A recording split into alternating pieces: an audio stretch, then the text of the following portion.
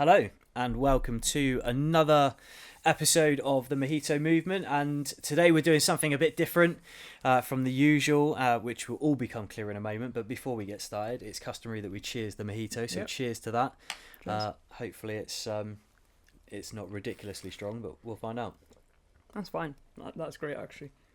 Happy days, that's what we like. That's actually quite tame for me. Normally it's like I make it and a free pour and then I have a sip and I'm like, fuck, it's all rum. So before we get started, why not introduce yourself to everybody, let them know who you are, where they can find you and what you're all about. I don't have many credentials. Actually, you're my ex-PT. I am indeed. Currently in talks, negotiations and whatever. I might be back, I might not. But yeah, I am Joyce. I work on a football podcast, Goal Diggers UK. Not many socials, to be quite honest. Swifty Sortons on Twitter, and my name will be probably tagged later because it's too long on Instagram. It will indeed, and we will tag the podcast, and that's what we want to focus on today. Really, is the podcast and everything associated with it. So set the scene for everybody listening. What's the premise of the podcast? Okay, how did it come about? So we are a predominantly minority, all women's, female. I don't even know how to explain it. It's a nice enmeshment of loads of people that just enjoy football, and obviously we don't really have much representation of just women just talking about football. We have a lot of guys that talk about just lads banter, and I kind of wanted to bring that approach, so I was really glad that they approached me, I think 3 seasons ago, to join on, and I quite just enjoy having a chit chat in a pub with my mates about football all the time, so it's nice to just have that kind of setting but with women. So we cover men's football and the women's, so yeah, I love it. And again, I think it's a really good format because, like you said, there's a lot of conversational content out there around football, but it's very male dominated, and the game historically has been very male dominated. So when did you get into football? When did it become a thing for you? I used to be like proper close with my dad, and he loved football, and funny enough, he's actually a United supporter. So like, you're probably cheesing or whatever, but like when I first joined the podcast, I think we had to sit down and tell our like origin story, and it literally goes as simple as, I don't like my dad, so I picked the opposite team. So it could have been Liverpool, but ended up being City. So to be fair, either all would have been great. Either 6 Champions League or just the one. So yeah, it's we'll gloss over that. So how long have you been a big fan of football? Because obviously you travel all over supporting that's been a recent thing for me, like traveling all over. But like the girls will go, oh, Joyce is not going to be on the podcast this weekend because she's at another away day or whatever, and like it's really funny because I'll be stuck in places at like almost midnight. I'm like, guys, I'm running for my last train. I've gone to see this game. We've lost, but you know what? I'm out here. But yeah, I've as long as I remember, to be quite honest, I did after school clubs. And I did almost pretty much every single sport, but what resonated with me most was like football and then rounders, which was quite fun. But I was quite active like back in my youth, and now I've got sore knees and I did my ACL. I couldn't, but stuff like that. But it's just nice to have other women just be really involved in sports, not just like football, but I feel like it at the time where I was growing up, there was a lot of people that were like, oh yeah, well, girls can't really do that. It's like a manly thing to do, but it's whatever. Like fitness is like non-gendered. Fitness is a good thing. Like, exactly. Sport and fitness, in my opinion, should be the most inclusive environment. It should encourage everyone to be involved because of the significant benefits that come from being active and what have you. But sport is one of those weird, very gated industries where a lot of sports are very traditional, and a lot of traditions are shit, to be honest with you. I had a friend of mine on one of the early episodes, and he's a golf pro, and we were talking about the traditions of golf, and some of them are great traditions to uphold in terms of prestigious tournaments and the famous green jacket and stuff, but some of the other traditions in terms of what you can wear and who can play at what course and stuff, it's just mad that in 2025 there's still these weird limitations on sport that make it not an inclusive sport, and the way that they get around the fact that it makes them look like a cunt is they go, it's our tradition. And football it's one of those weird ones.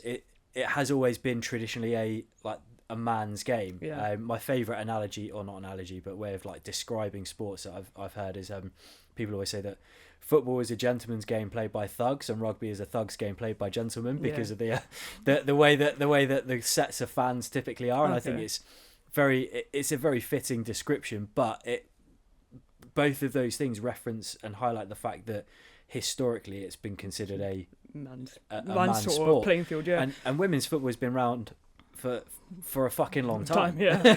And it's crazy that it's only really over the last few years started to... Yeah, and to be quite honest, like I feel like I don't do enough in terms of tuning into the women's football. Like I love my team. I obviously support all facets, the academy and everything else.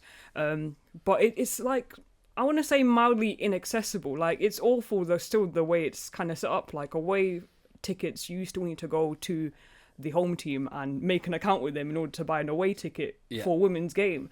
Like, I've got emails from West Ham United telling me about fixtures. I don't actually care. I just wanted to go to the game, but like I don't feel like I do enough in that facet to just go out there and just support the team. Football. To be quite honest, I enjoy whoever's playing. But yeah. Yeah, it's strange with the women's game, and I completely agree, because there's so many facets of the game which are very almost Sunday League-esque in the way that it's run, and it's a shame, because again, women are pushing for, to close the pay gap within football, and obviously trying to get more exposure and grow the game and elevate it to a similar stature as the men's game. And then, like you said, simple things like if you want to go and watch your team play away from home, you can't just buy a ticket from your team. Exactly. You have to join the opposition and become a fan member. I don't mind that too much, because West Hampshire City, we got a little thing going at the moment, so I like West Ham. West Ham likes me. So. To be fair, I guess based on recent results, there's not much to choose between the two, I guess. Look, to be quite honest, I also grew up in Dagenham, so this is the weird one where it's like, okay, well, I support like a team in Manchester, but I live in London or whatever, so it's like, how did you get that weird link to then go in? But like, who cares about ties? Like, it's something that you just click to be quite honest. I think you just find whatever resonates with you most, and I think like I want to say ethics, but like a lot of people will go, oh well, the allegations and the amount of charges we have, what about ethics? But I think like just the kind of morale and the message that City sends out, we're quite invested, and we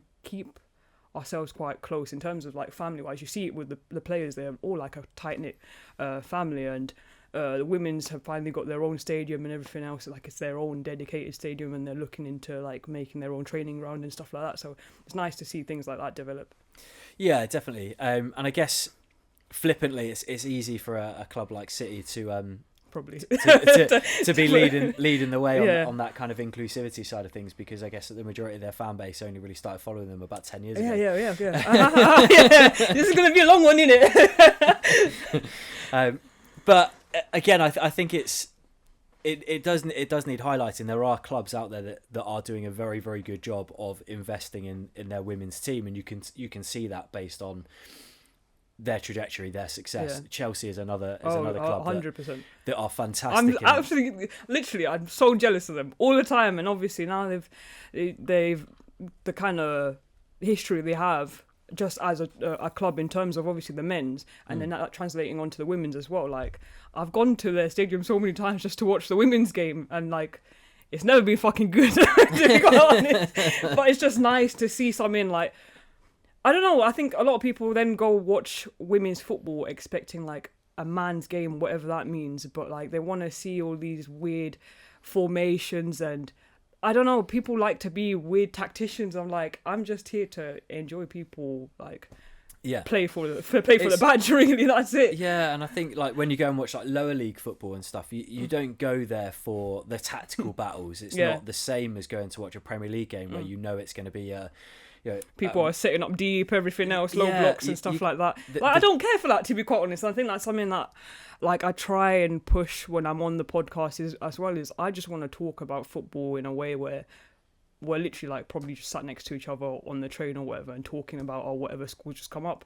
I don't want to be talking about why people set up their midfield really wide and people playing on like, calm down. Like, I feel like that's also what kind of gets people interested in the game as well. Like, kind of not dumbing it down, making it as simple as possible. Yeah, making it more accessible, because again, if you look at what caused football in general to become such a popular sport, if you go back to the 30s, the 40s, the 50s, it wasn't a big tactical battle. It was literally hoofing the ball and and praying the standard of football, the standard of pitches, the standard of everything was so much less than or lower than what it is now. But that's what made it the beautiful game, is that it wasn't perfect. It wasn't like, it was thuggish.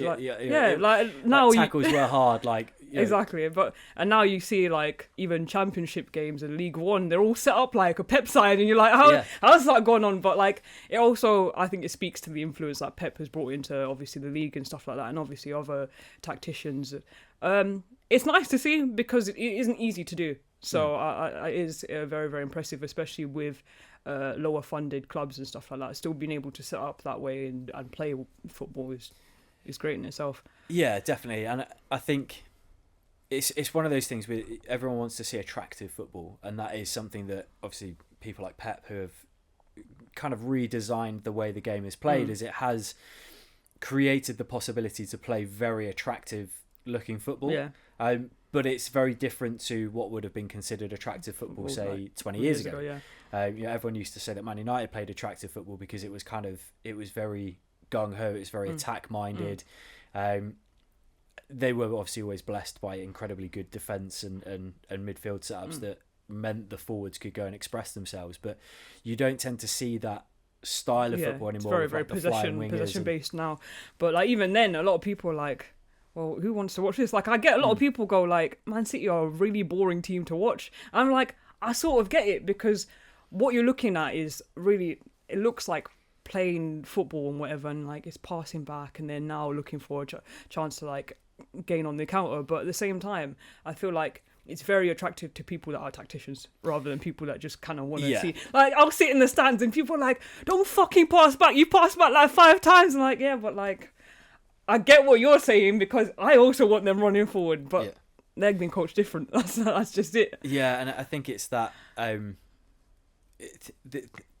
it's kind of born out of a few different ethoses that have developed over time. If you look at, like, say, Louis van Gaal, for example, he was always of the viewpoint that you dominate possession and you almost suffocate the opposition into making a mistake, and you wait for the opportunities to open. And Pep has kind of taken that one step further in terms of not even waiting for the opposition to necessarily make a mistake, but to play that possession football at such a pace and an intensity that you don't need to wait for the mistakes, because they open up space for you. The space just opens up for you. And I think it's a credit to obviously what he's achieved, and there's a few things that I do want to cover and get your views on. I think this is a really good point to get your view on, in terms of, there's this big debate: who's the greatest manager of all time? Oh, you know what? Fair enough. Because I was like thinking, is someone gonna say is Pep a checkbook manager or whatever? But I'm waiting for you to say that later. So I'll leave that. I don't think that he's necessarily a checkbook manager. I think he's been blessed by managing some incredibly talented squads, and it's difficult to not win with the squads that he's had in the leagues that he's been in. I think an idiot could have got the same results that he got at Barcelona.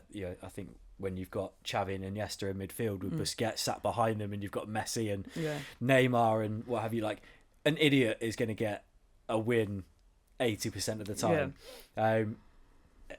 Similar when he went to Bayern Munich. When you go to Bayern Munich and you've got the best squad in the league that's won the league, like, I don't know how many years on the balance. It's like when people go to Celtic and they're like, oh, he's done really well, he's won the quadruple in Celtic, and you go, yeah, because he's not playing against anyone.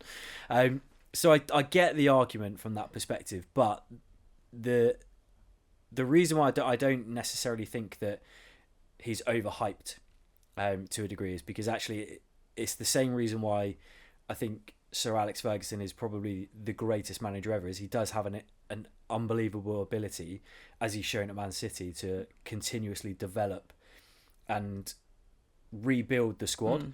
I think this year was the first year actually, and the poor run of form I think was a reflection of it. It was the first year that the squad needed a bit of an overhaul, a bit of a rebuild, and he wasn't ahead of it, because normally one of the question marks with Pep is he gets rid of players deemed to be your best players, and it feels like it's too soon. It's like, why are you doing that? And it's because he's 2, 3, 4 steps ahead and knows that these players are about to age out, or there's somebody coming through that's going to be even better. And I think going into this season, there was probably a bit of a niggle, to be quite honest. Like I look at it and I'm like, what's going on? And then obviously when he renewed his contract this season, I was like, oh, so we've got another year of this. But like, it feels like he kind of just did it on a whim, because the way he's kind of set up for us didn't look like we were going to be progressive in the next season or anything like that. And obviously then we've gone in for the kill during the January signing, and then just basically signed whoever the fuck we wanted. But yeah, and then there's obviously reports that come out that basically they asked if he wanted anyone signed over summer, and he said no, and we're like, wait, what? Like, yeah, again, from an outsider's perspective, there's lots of theories about this. My initial thoughts with his hesitance to sign a new contract, the fact they didn't really do any business in the market, I thought maybe it was a reflection of he wanted to wait and see what happens with the 115 situation. That is exactly what I was thinking too, to be quite honest. Because it's like, why would you put the time and the effort in if, realistically speaking, it's all gonna be for nothing? Yeah. And then it just went a bit weird, didn't it? In the run up to Christmas, Haaland signed a 10-year contract, and Pep signed a new contract, and you sit there and people you go, making big statements. But to be quite honest, you see them big statements, you're like, those 150 charges are nothing. Clearly, like, yeah. Well, you either think that it's that they're nothing, or their agents, the people around them, are very smart and have renegotiated contracts to include certain clauses that protect them a little bit more. 100%. But then again, like, I don't exactly know what the worst could be. Everyone's like, oh, well, strip the titles, send them down to League 2 and whatever. I wouldn't mind that, to be quite honest. I'd love Preston away. So, like you said earlier, it's an opportunity to go to some new stadiums. Exactly. Like, I'm trying my best, but yeah. Yeah, I think I'm very much of the impression there's no point in stripping titles. Like, at the end of the day, you've earned it. Whatever's been earned, you've earned. You still won those leagues, and you know, realistically, United would pick up, I think it was 2 or 3 titles out of it. If I don't think so. To be quite honest, I can't remember now. But you know, I think it was, considering Liverpool's been quite close to us. It's at least 2 maybe for 1 us, or 2, because it was Ollie finished second, Jose finished second. I can't remember whether it crossed over to the year that you beat us on goal difference as well. That's so there might be 3 that we can pick up. Yeah. But I don't see the point in that. I think it's a moot point. I think obviously if found guilty, the repercussions need to be obviously similar to what happened to the likes of Juventus. To be fair, you could do with a couple more trophies, so we'll give you one. Give you one. I always laugh, actually, whilst we're on the subject of United and trophies, because we're going through our banter era where we're the worst United team ever. Yeah. And there's clubs like Newcastle and Spurs who are always chipping in about how shit United are, and it's like we've still won since Fergie left. We've still won the FA Cup twice, the League Cup. We've won Europa League. I think we've only had like a handful of trophyless seasons. So considering we're really shit, we're still better than. You know what? Surprisingly, I was going to say maybe like better than Arsenal when you put it like that, and when you've listed it. I know obviously you guys have gone through the run of managers, and I think that's what makes it sound a lot worse and whatever. Yeah. And you guys haven't really done an overhaul of your team. It's sort of just still same old heads or whatever. A couple bits of flashy players now, but our squad is absolute dog shit. It's awful and it's painful to watch, and it's been the most soul-destroying period of my life from a football perspective. But we've still won a good amount of silverware. Well, I was going to say, it sounds like everyone that leaves you is doing great. Rashford is doing great. Anthony's killing it over there in Spain. Anthony's doing really well in Spain. I wouldn't say Rashford's doing great. He's provided like 3 assists. He still doesn't run backwards. But yeah, to be fair, people just need new environments, and I know I was probably over-exaggerating now. I think about Sancho at Chelsea as well. I think they said something like this is the first shot on target he's registered since December. Yeah, it was mildly amusing when he posted the freedom tweet when Rashford left to go to Villa, and you sort of look at it and go, you've registered 1 assist and you've only started about 4 games. To be fair, we don't understand. We don't really know the ins and outs of what's going on at United. To be quite honest, we always say Old Trafford is falling down. But you know, it's one of those things where like, you've just had the report of the new stadium you want to build and whatever, but we've also had in the last maybe 3 weeks say that they've removed giving was it dinner to your dinner your kitchen staff, and now you guys are providing one fruit a day. So the club has been run into the ground by the Glazers. Let's be honest, they've absolutely fucked us royally by taking out tens of millions of pounds a year and not clearing any of the debt. It's now doubled. It's now they leveraged 500 million to buy it, and it's now the debt is like literally a billion. And you go, that's really good, that. Okay. And I always love the argument where people go, oh, well, they can't be that bad because look at all the money you've spent on players. But that has been money self-generated by the club. That's not come from their pocket at all. They haven't put a penny in, but they've taken a lot out. And it's kind of all blowing up. And I feel a bit sorry for the guys at Ineos because they're having to make all the very unpopular decisions. But as they've quite rightly said, what would you rather? Like maintain all of these things that are being deemed as unpopular decisions and not be able to invest in the team and continuously underperform and get worse, or actually make really unpopular decisions to try and reset things so that we can actually rebuild and move forwards. I'm going to put it back to the original. We've gone on a massive tangent.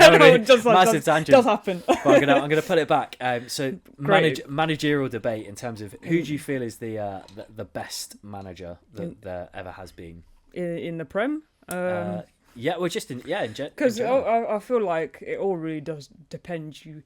Whether you're looking at in a tactical standpoint or whether we're looking at like just like the best shithousery, because then I'd say someone like Jose, like, to be quite honest, as much as he's had, like, I wouldn't say a fall off recently and whatever, but he's got trophies to show for it. The mentality he has, he wants to win, but he's very, very very flashy, very egotistical. Whereas you've got Pep that tries to be humble, but at the same time he's going on a weird one at the moment. He's not. I was gonna say he's just not. Couple cards short of a full deck at the moment, but it all really depends, because I don't really want to talk about Sir Alex Ferguson, but like you kind of have to in discussions like that. But it all, like, I don't really have an answer for it because we're going through new ages of football at the moment, and I don't want to give something that's really based on something that's like recency bias and whatnot, because the expectations of football 10 years ago is completely different to what it is now. Like, yes, City are having a really shit season now, but like 10 years ago you'd be like, oh, well, that's all right. Like, you've still got good players, whatever. Fair enough, we've actually pretty much out of almost all competitions bar the FA Cup now, so maybe a bad season, but to compare it with. But when you get expectations set that high from a man like Pep Guardiola, you're going to feel like you're having a really shit season. Yeah, definitely. And again, I think it's a really interesting debate because you can look at individual managers and what they've done for the game and what they've achieved at certain age groups. Like you said, for example, what Jose achieved at such a young age, came to Chelsea, what he did for the Premier League when he first came to Chelsea, the fact that he went away, he then came back and he did it again, and then fucked off again and went to Italy and won a treble in Italy, which was like nuts, unprecedented. And you have to pay reference to that. You have to pay reference to what Pep has achieved. I think the reason why, again, obviously there's probably an element of United bias anyway, but I think the reason why it's difficult not to consider someone like Sir Alex as the greatest manager of all time is it was his longevity in, however, what was it, 23 seasons I think it was of Premier League football. All right. He never finished outside the top three, rebuilt the team like time and time again, obviously like the amount of league titles, it was unbelievable. And you've only got to look at managers like Pep and Jurgen Klopp and what they've said over the last few years about how 10 years of constantly trying to be at the top has been exhausting, and they kind of 100%. I mean, to be quite honest as well, we're talking the schedule that football players have now.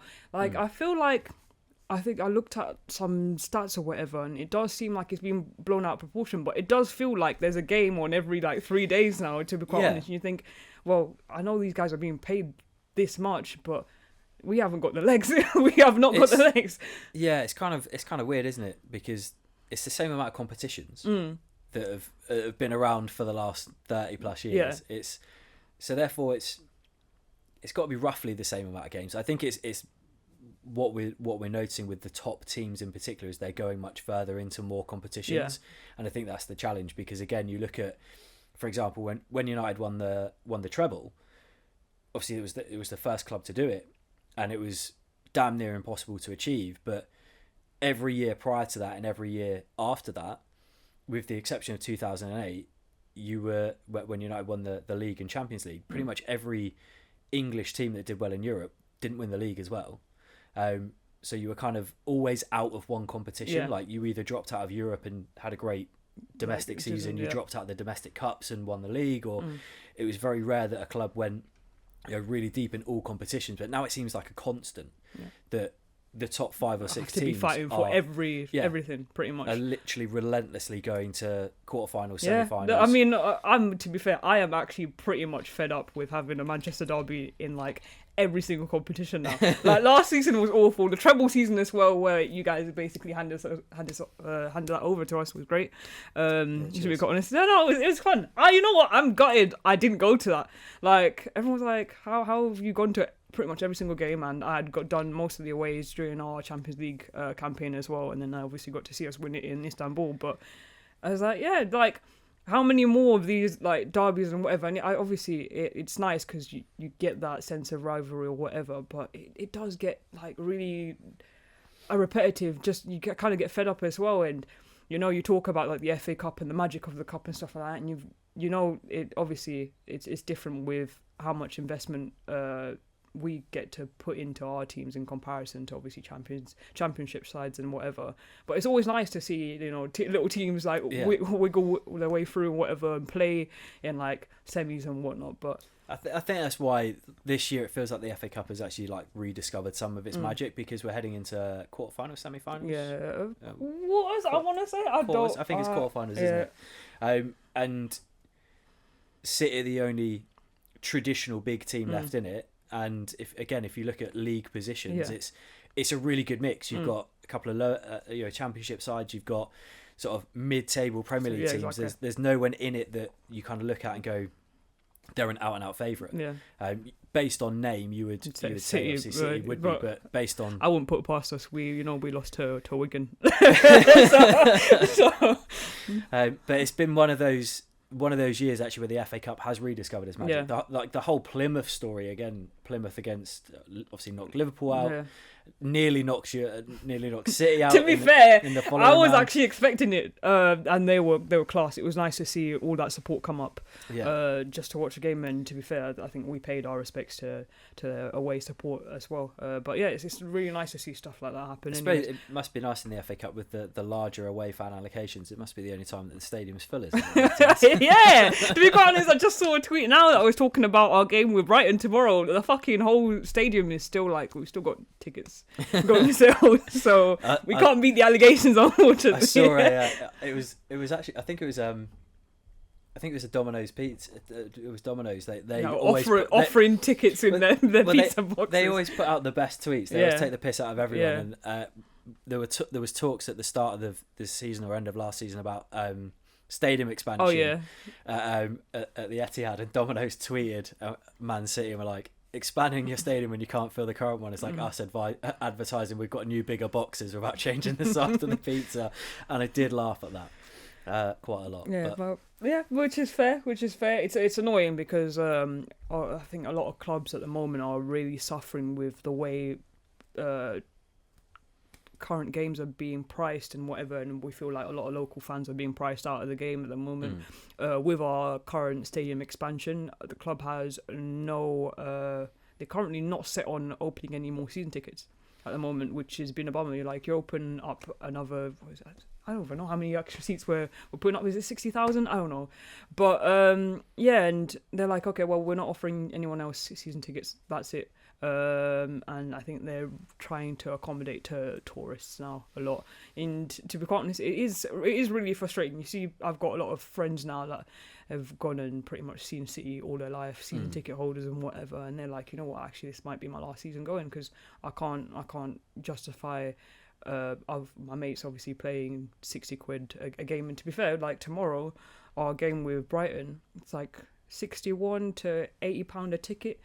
Fair enough, it's a big game because they're only a point behind us. But like, you just think, oh, for games like that, surely you'd want people to come and be able to afford to go to a game and whatever. And then you'll have Pep go in the post match conference and go, oh, well, guys, the atmosphere, we need more. And to be quite honest, it just feels like a little like a little own goal sort of joke, because it's like, right, well, we have no fans, but also we're being priced out so badly that we can't afford to go to the games and give you guys support. Most of the City fans are former Chelsea fans, so it must cost a fortune to get them. Yeah, man, it cost me bears. but it's one thing that really pisses me off about football in this country is the fact that it is too commercial in this country. Yeah. You look at clubs across Europe. Bayern Munich, for example, they've got like their just going to mention that because they don't fucking inflate and shit. The greatest thing to come to the Premier League was them capping away days to 30 quid, and that's about it. But it literally blows my mind. So I went and watched PSG. This is going back quite a few years now. My other half and I we went to Paris, and I bought tickets for a midweek game, and we bought the tickets like a week before we travelled. Right. And we paid the equivalent of about 15 quid a ticket, and we were 3 rows back from the corner flag. Oh, lovely. Like really good seats, really well priced. And it's like, because it was a league match that had been rearranged because they obviously progressed in a domestic cup. So it was like, midweek. And you sat there and it's like, it was when they had Cavani and everyone else. And you're like, this is an incredibly star-studded PSG team. Yeah. And I've paid £15. And as close as you can get, pretty much, seats, And I'm like, this is ridiculous. Yet, if you want to go and watch United at Old Trafford, starting price is 66 quid. If you're lucky enough to get tickets, it's hard enough. It's obviously that's also what surprised me a lot, because I was like, we've got friends that are like Liverpool supporters and they have ballots and whatever, and I'm like, God forbid City does anything like that, because honestly, you're out of luck. There's people that go to games consistently as ever. Try offering me to be placed in certain ballots to then be up for a chance of getting a ticket. Like, what's the point of having ballots and you're in certain groups, but you still aren't guaranteed a ticket anyways? Yeah, it's crazy. It's so difficult to get tickets to games. I mean, Bournemouth is probably one of the hardest ones, and they don't do season tickets. Obviously they've maintained a portion of their season ticket holders, but they don't offer new season tickets. They reset the points cap the second time they came up to the Prem to try and make it more fairer for more people to come. All right. And then you ended up with people that have been following them from when they nearly went completely out of the leagues altogether, followed them all the way through, and then they reset the points tally. That's proper shit. That's actually, I think, the first time I've heard of that. But I get it from their perspective, because you're damned if you do, you're damned if you don't. Because if you don't do that, it's impossible for new fans to get to the game. Yeah, of course. But if you do that, there are people that will have been going for 30, 40 years who suddenly are now unable to get a ticket. Yeah. And it's madness. I would rather it be impossible to get tickets to games because they're cheap and everybody wants them. Yeah. Than they're to be slapped. Than to be slapped with A, they're too fucking expensive, and B, even if you can get them, like, nobody can really justify the cost. Obviously, being a United fan, obviously I live really, really local. It's just the 6 hours away from the stadium. It's practically a stone's throw. Yeah. But even being so close, if I want to go to a United game, it's, you're talking, you're staying over, so that's 150 quid in a hotel, all your food and everything, your travel. Yeah. You're probably close to 300 quid in before you've even paid for your match day ticket. Yeah, of course. And obviously with clubs like ours, the fan base is quite global. Like, you're not going to find many. I say you're not going to find many local. Unfortunately, for people like City supporters, we're actually quite local. But like for many others, you're flying out. Like Liverpool, they've got a massive fan base in Ireland. A lot of them fly into games.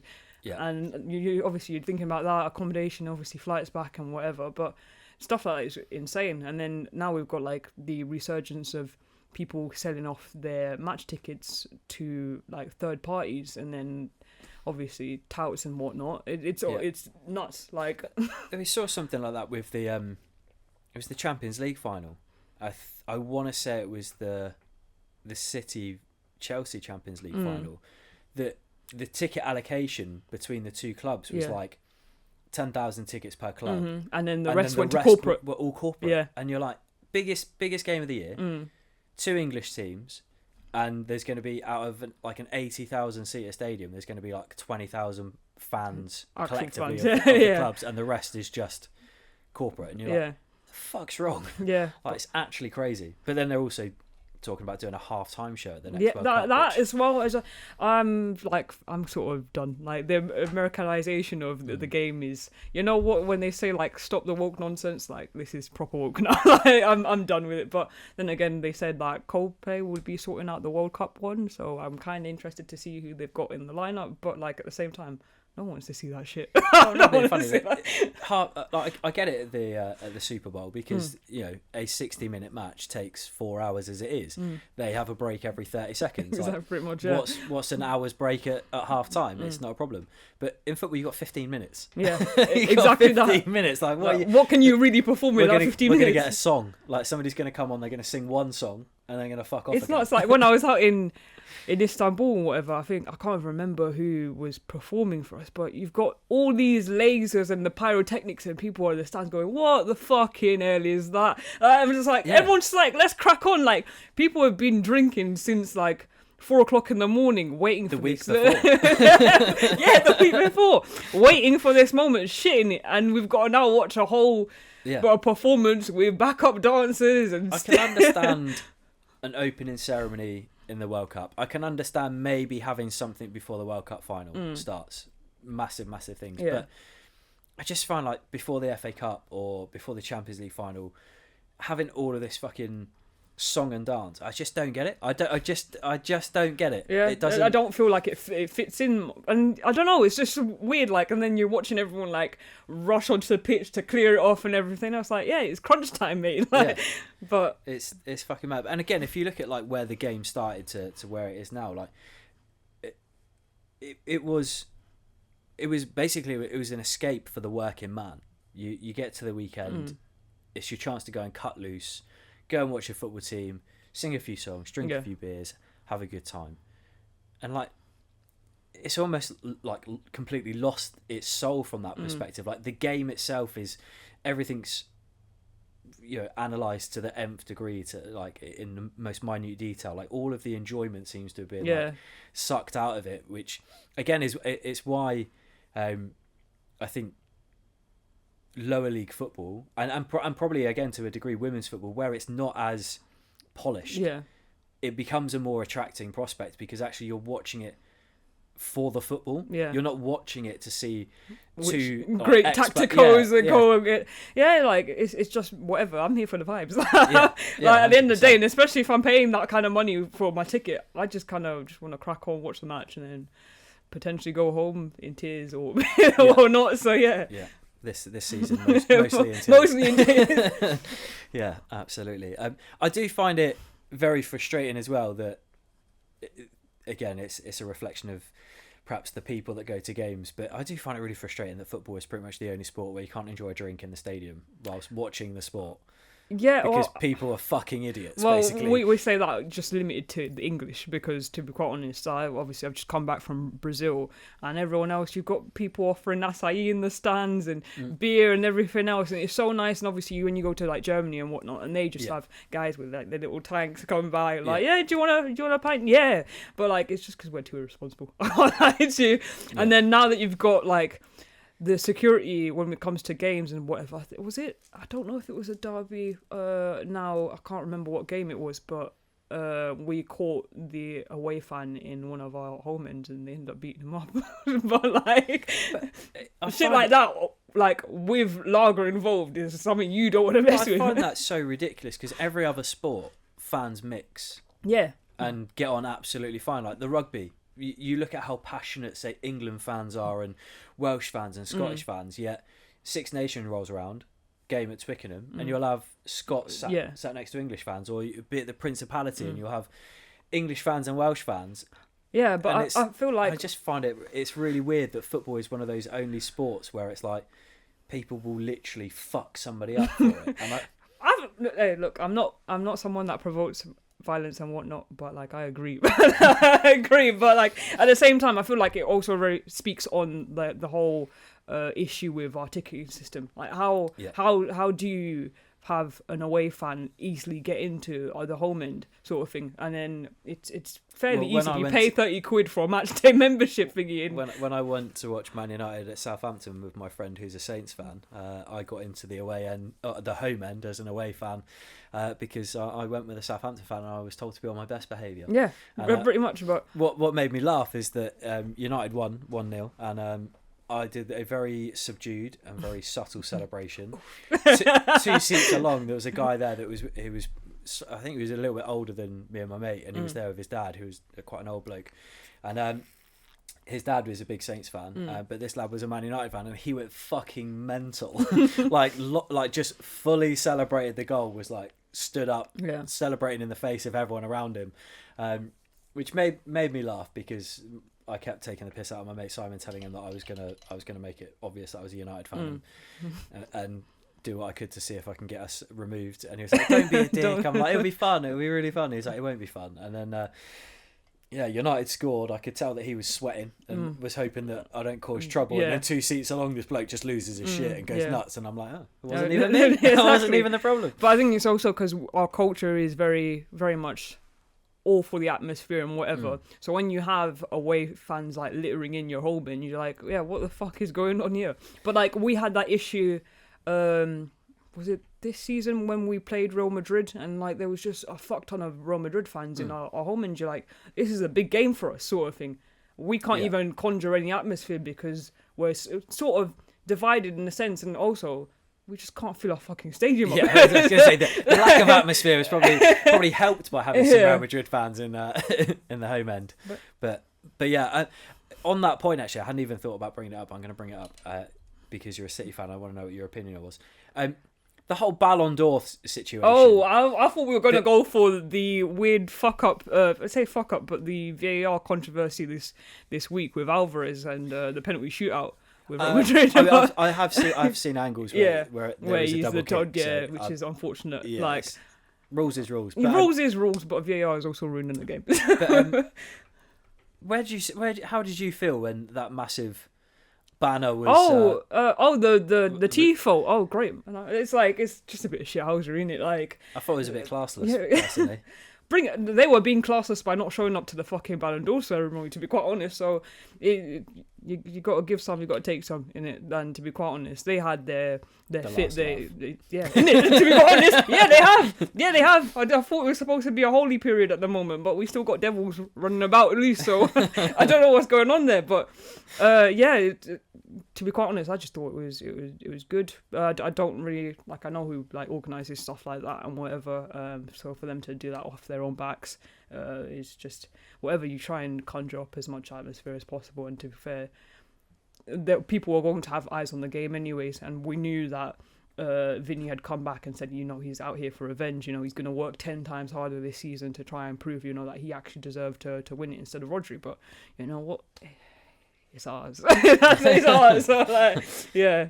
That's fair. I mean, I think there would have been very few complaints if Rodri won it the season before. I think it was because that would have been the treble season. Yeah. I did find it a bit strange that he won it the following season, where I thought perhaps. I mean, I feel like probably the eyes were more on Rodri at the last season just because of the goal at the end, anyways. And I think once you'd seen that goal, you started the run up to the final. He had that massive goal against Bayern Munich at home, and we're like, actually, this guy is a game changer. It's very good. Exactly. If you actually watch the game and stuff like that, this is a really influential player. But everyone goes, oh well, this is really woke. How can you give a defensive midfielder a Ballon d'Or? Doesn't make sense. Stuff like that. But I think times need to be changing. If we can change and be progressive in terms of football, I feel like people should just be awarded upon merit of whatever. For me, when people were saying, well, Messi deserved it more because he finally won the World Cup, but it's what does that mean? You've got someone that's literally just won a treble, and if you're saying that, oh well, international football means more than all these other things, it just doesn't make sense. You just pick and choose some. And I think we've lived in an era of Ronaldo versus Messi, it's just been impossible to find other people that have also shown almost as bright as Messi and Ronaldo the same season. But yeah, and again, I think I've always been a goalkeeper, and it's always been a frustration that if you're a goalkeeper, you're never going to win a Ballon d'Or. Yeah, you get your own little glove. Yeah, you might get a Golden Glove if obviously if you kept the most clean sheets. But I genuinely think that if you want to look at players that had the greatest impact, there was a 3 or 4 season period where, in my opinion, David De Gea was the greatest player on the planet. He was the best goalkeeper in the world, but never in the conversation of Ballon d'Or. Yeah, because no one thinks of like proper out. But if you look at what he was doing at the time for United, the amount of points that he enabled us to win or effectively not lose with some of the saves that he made, it's like he was probably more influential at the time than Messi would have been, and probably Ronaldo were at the time. Yet they were the only two that seemingly were in the conversation for the Ballon d'Or because they were each chipping in with subhuman like scoring tallies, and you kind of go, actually, like, who are the people that are actually standing out? So I think it's nice that they're both aging out. I'd like to know your take on it. I've always had the opinion when people go, oh, who do you think is better? Obviously, United bias, I'm a big Ronaldo fan, but I'm always inclined to say, like, why do we have the debate of just enjoy both of them whilst they're still alive. Exactly. Because to be quite honest, like, it's nuts to be able to still say that we've lived through a time where they were at their peaks and they're still playing football now. I was going to say probably not as well. They're still playing football great, but like there's just less coverage of them playing and whatever. Yeah. So to be able to live through a time where these guys were going head to head and whatever, and then have decided to just do their own thing, is amazing. To be fair, obviously it's definitely tarnished a couple Ballon d'Or ceremonies and whatnot, but you know, the game's the game, isn't it? Like, yeah, and I think it's one of those, isn't it? We will now head into a period of time where people hopefully get rewarded actually on merit, and there will be more open conversations in terms of who is going to win the next Ballon d'Or, who is going to be considered the greatest player on the planet, and it's not just going to be between two people every time. I'm glad you echo the viewpoint on that, because it's always been a massive source of irritation for me when people are like, oh yeah, Messi Ronaldo debate. I'm like, they're both fucking incredible. Yeah, they're both great, but both like different Messi players. better. But like they're both great, but Messi's better. Nah. Messi was in a fantastic team. Yeah, but you know what? Stars are still going to shine in the sky, mate. So, This is true, but he didn't do much after leaving Barcelona. Yeah, obviously, he had that stint at PSG and his bit. Didn't really go too well, did it? That's why he's not as good. Well, I mean, to be fair, he's doing well in Inter Miami. That's literally the only reason why people go and watch him now, to be quite honest. Like, I think I remember seeing... What a team they've built. Yeah, Suarez now as well, isn't it? Yeah, Busquets. Jordi Alba. Barcelona. They basically just got 08 Barcelona, haven't they?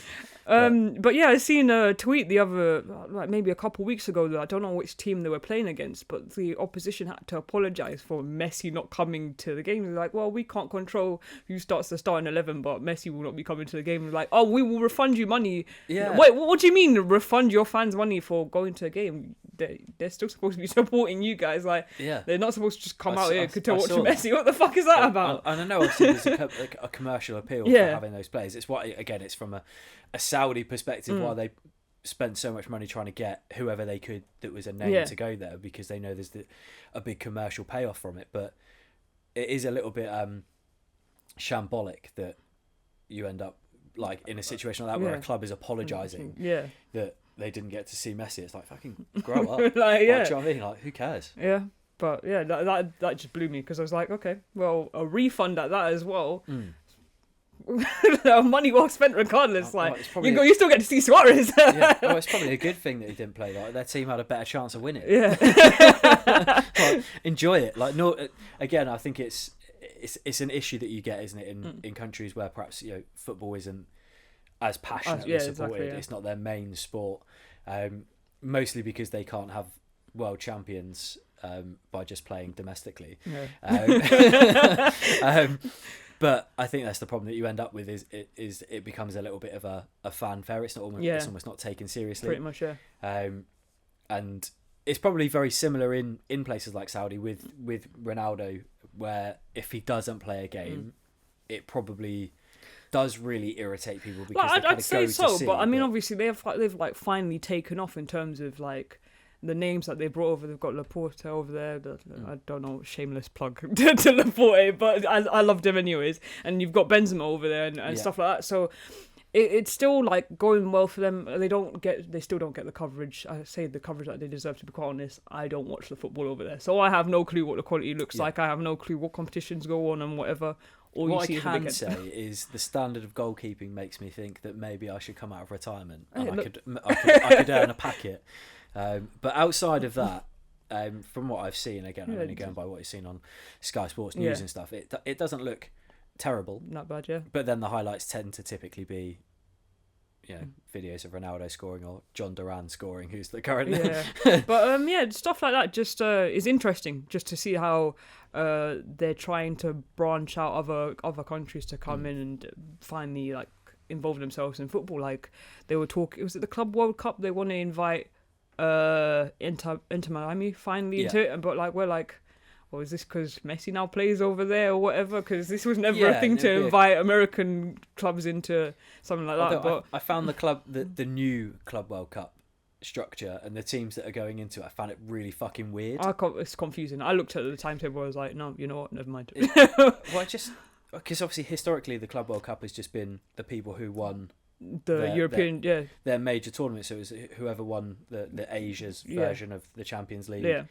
whoever won the South American version of the Champions League, and so it's collectively the best teams in the world go head to head to decide who's the best. Whereas this has been like a weird mix of whoever they want, basically. Plucked a few teams from each country and been like, we'll do a Club World Cup. I'm like, how have they qualified for it?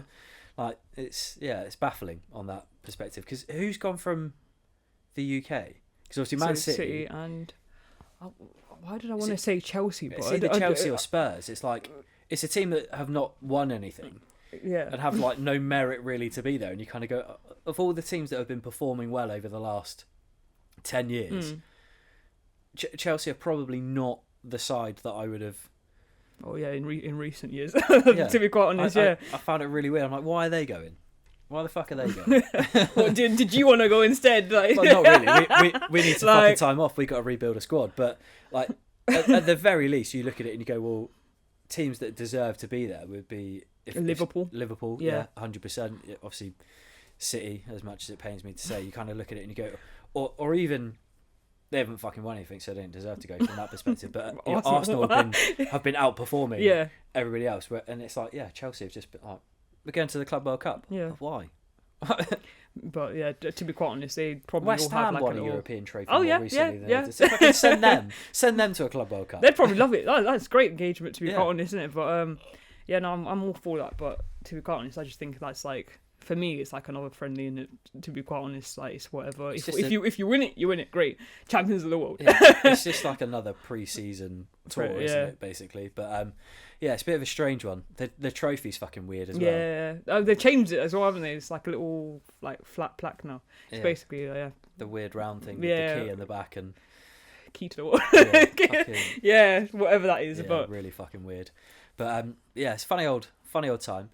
One of the things that I did want to discuss, which feels like a complete sideways step from everything we've been discussing, because we've gone on some brilliant tangents, but I did want to discuss like your experience of going to football, because obviously again we touched on it, it's very male dominated, and what's been great is obviously because of the podcast that you've done, like you said, you've been invited onto like Sky Sports News, and they're trying to raise the profile of women's football. But actually I think also what needs to have its profile risen is the fact that football should be welcoming for everyone. Everybody's game, and feel like and that's not. Oh yeah, we're doing a bit of work for women in football. They've got the women's game. It's like, no, I think actually, even in the male spaces, you should be able to go and have these forums and have these conversations and discuss football.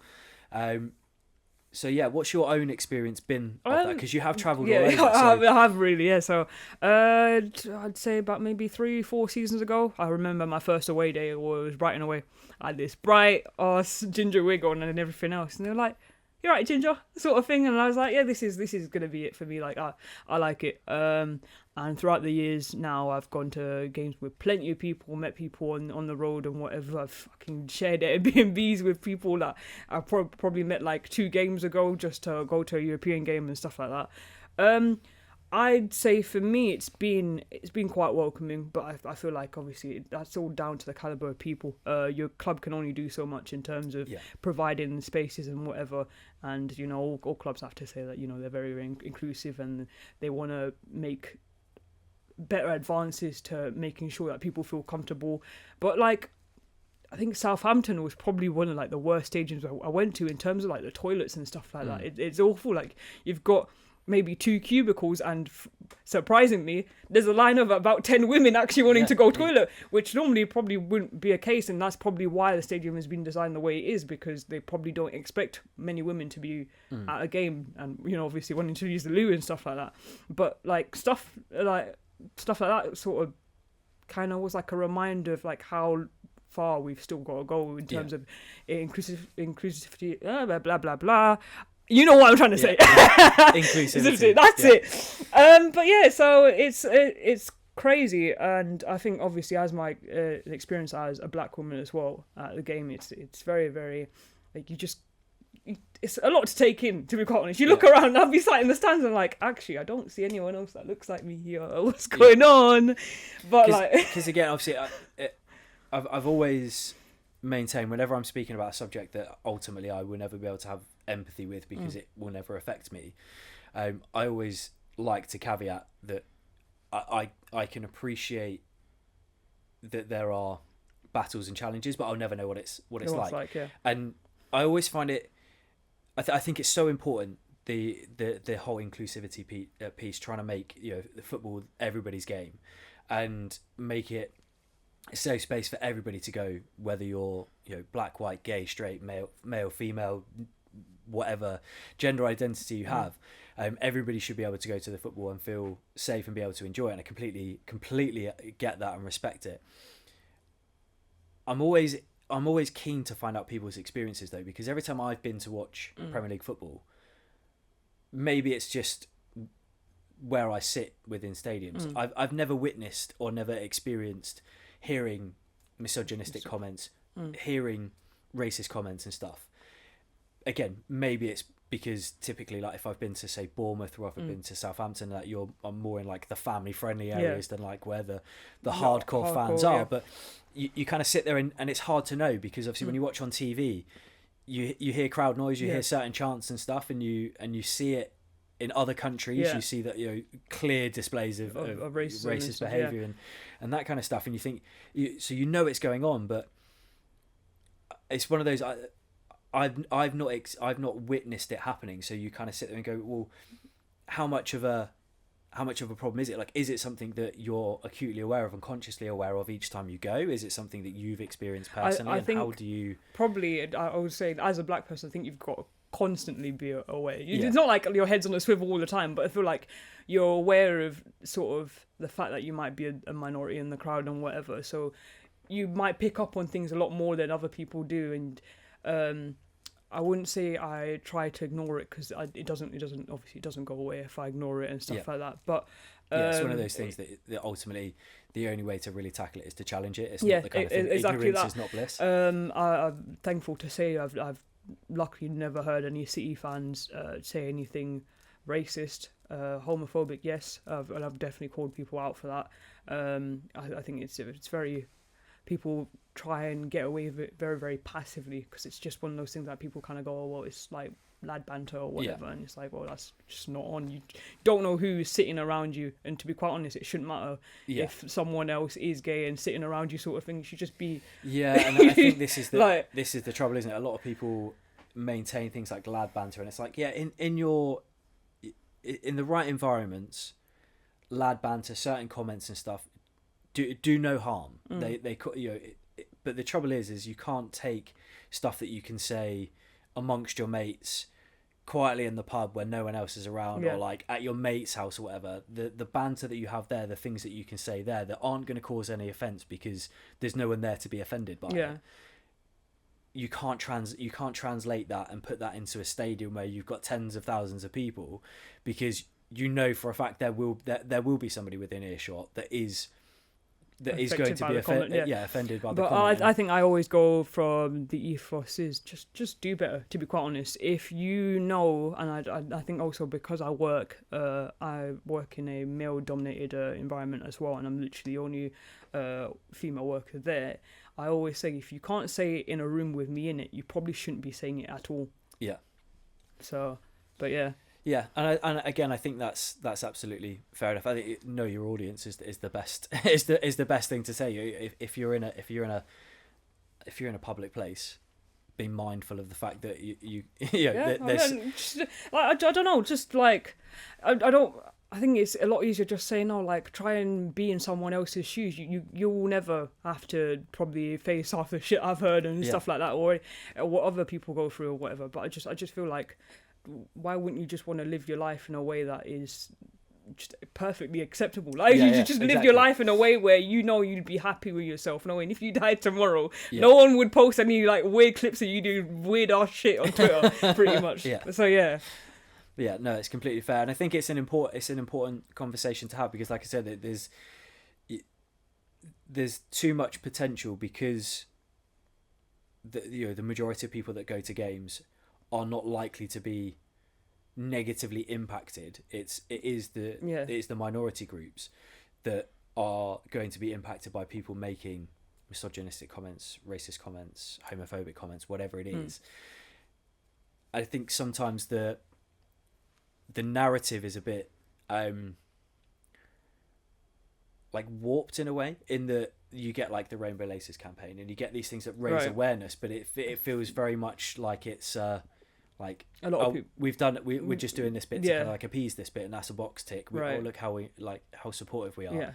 But rather than it being actually tackling the core rather than issue, being a constant focus and a constant agenda to make football an inclusive environment for everybody. It's kind of like, well, we do the Rainbow Laces campaign, but like I feel like campaigns like the Rainbow Laces always ends up showing people's true colours anyways, because it feels like, well, why can't clubs just do this every single day, or every single day, 365, whatever. But like, you hear the complaints, and people like, I don't want to live a life where I want to make people uncomfortable by my existence, but then again, I have to live regardless. Like I'm going to have to live my life regardless, and you're going to have to live alongside me.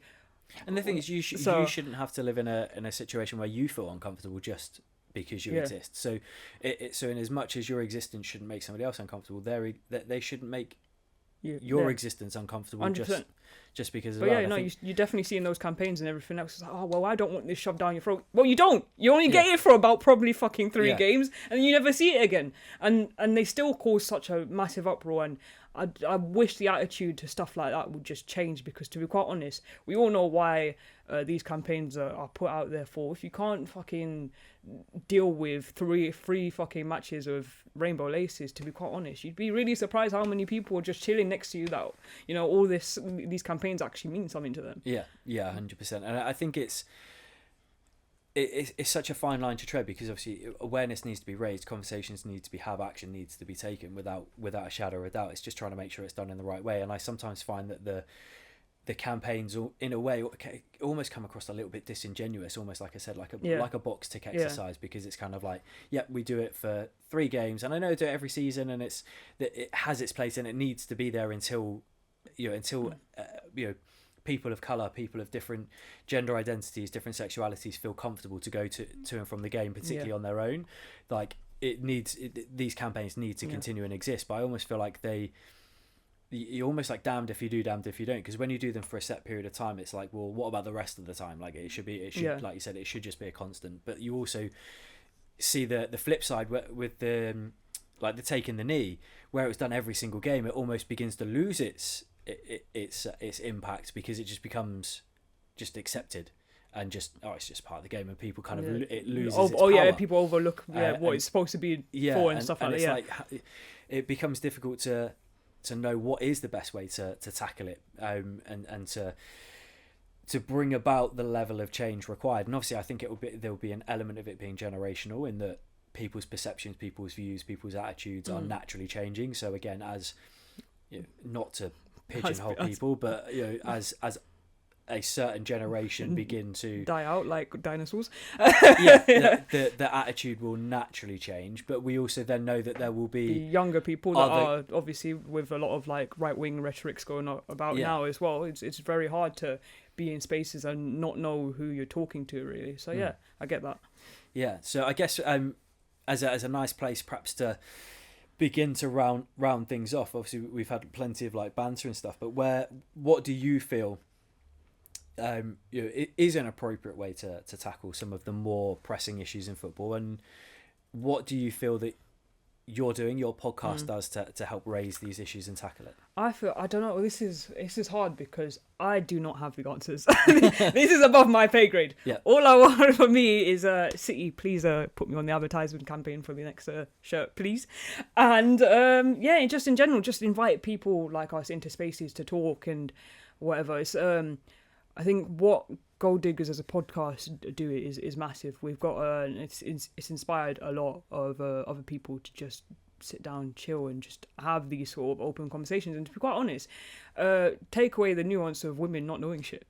To be quite honest, because I think a lot of people just go, well, what the fuck do you know about football? And it's always, and to be quite honest, we've had loads of viral clips go about and things be shared on Twitter with really good snippets from our podcast. I think we had one maybe 2 seasons ago, and it was an Arsenal versus City showdown.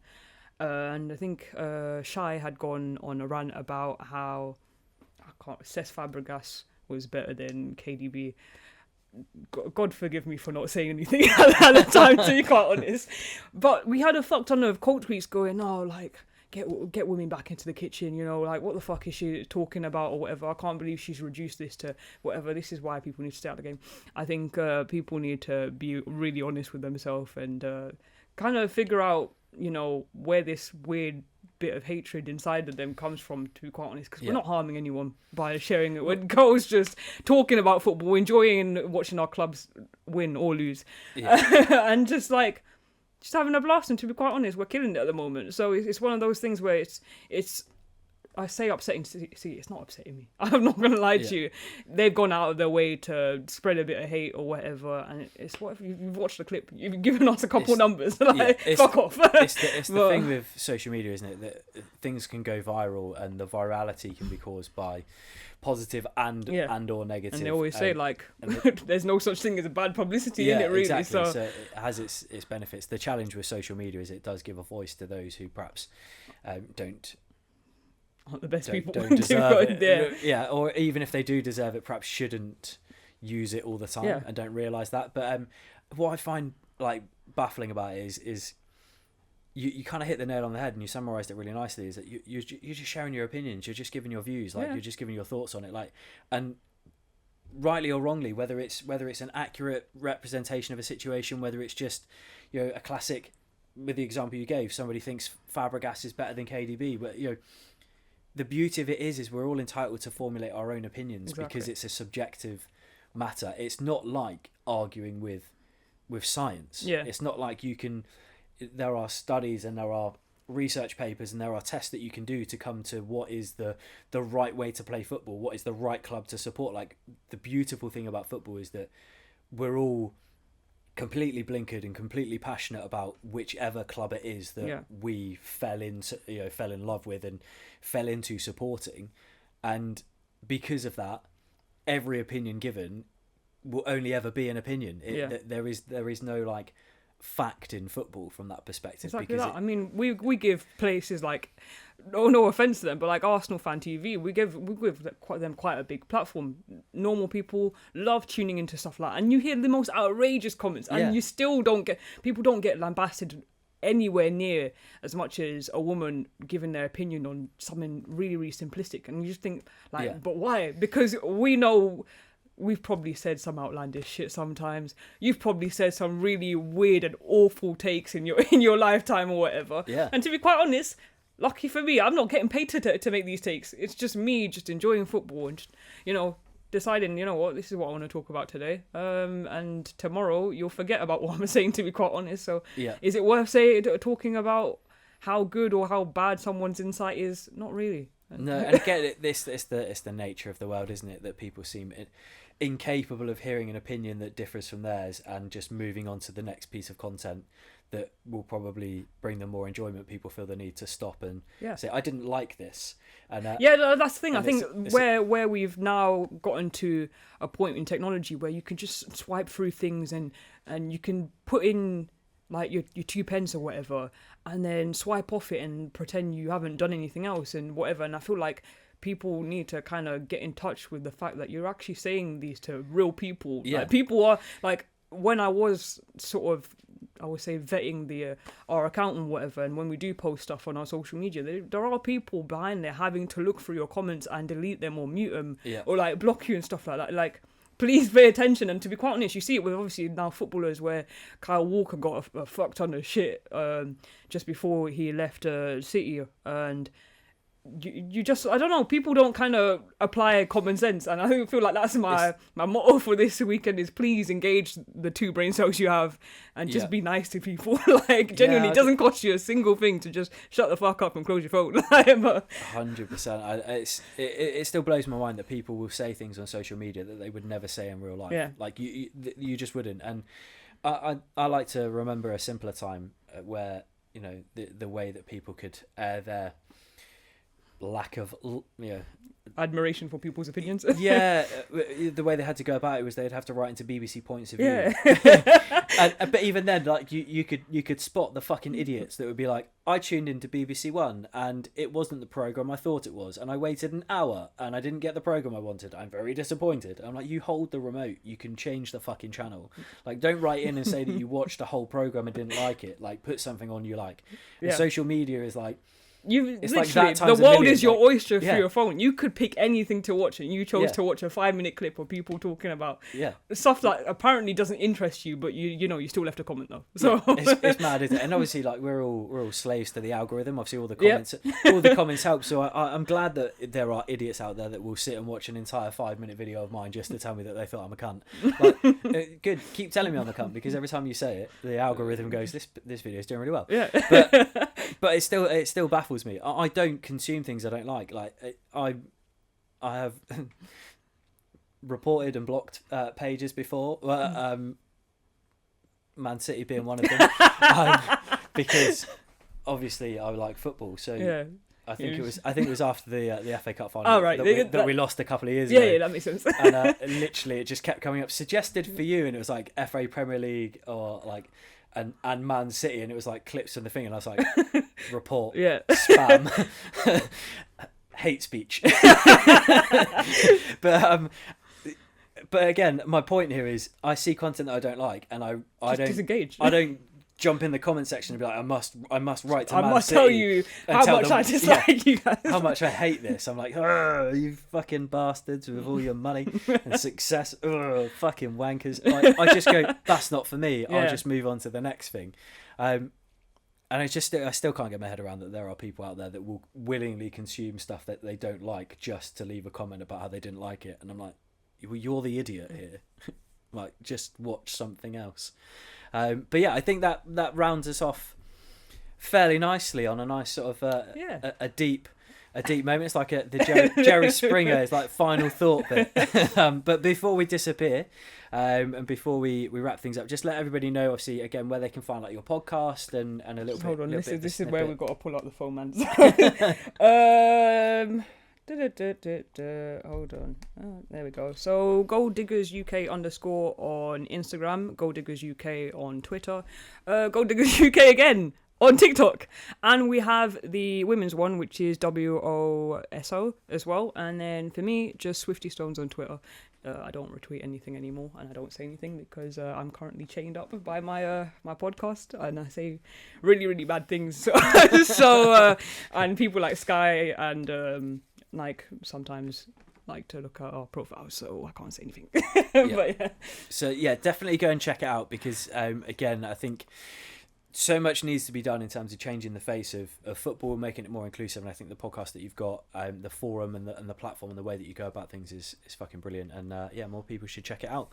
So that is us. Thank you for listening. Thanks for sticking with it and perhaps not switching off at the point where we were just ribbing each other for the fact that both our football teams are shit. Yep. But I will be back on the next episode. In the meantime, make sure you give it a like, a share, a subscribe, and all that good stuff. And we will see you next time.